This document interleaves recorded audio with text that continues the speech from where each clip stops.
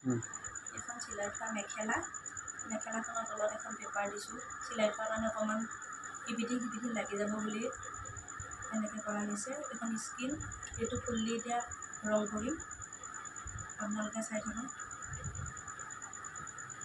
এইটো ৰংটো এনেকৈ অলপ গুলি ল'ব লাগে,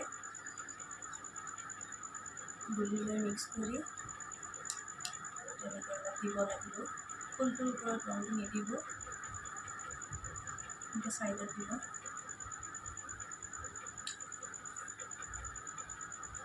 এতিয়া মই কৰিম ৰংটো দি ব্ৰাছ পাতেদি জোৰত 3 বা 4 বাৰমান এনেকৈ ঘঁহাই দিব লাগে। ফুলটা 3 বা 4 বাৰমান এনেকৈ ঘঁহাই দিয়াৰ পিছত এক চাইডৰ পৰা স্কিনখন দাঙিব লাগিব। এতিয়া চাওঁ আহকচোন কেনেকৈ উঠিলে ফুলটো, ভালকৈ উঠিলে নে নাই। অঁ, উঠিছে, ধুনীয়া আছে এইটো ফুলটো।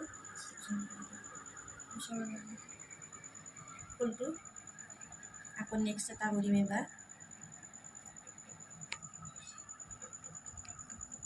সমান জোখত এনেকৈ জোখ কৰি ল'ব। মই জোখটো কৰি লৈছোঁ। আপোনালোকে যদি কোনোবাই নোৱাৰে পেঞ্চিলেদি সমান জোখত দাগ কৰি ল'ব। 3 বা 4 বাৰমান ঘঁহাই দিয়াৰ পিছত ৰংটো নিজে উঠিব। চাৰিওকাষে ফুলটোৰ এনেকৈ ঘঁহাই দিব।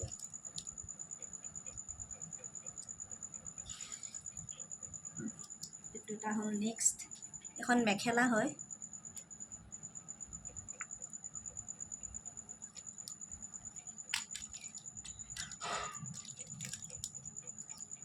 এনেকৈ কোণা দুটাত হেঁচা মাৰি ধৰি ল'ব লাগে, তেতিয়া ফুলটো তাৰমানে ভালকৈ উঠে। এনেদৰে মই মেখেলাখন এপাহ দুপাহ কৰি যাম।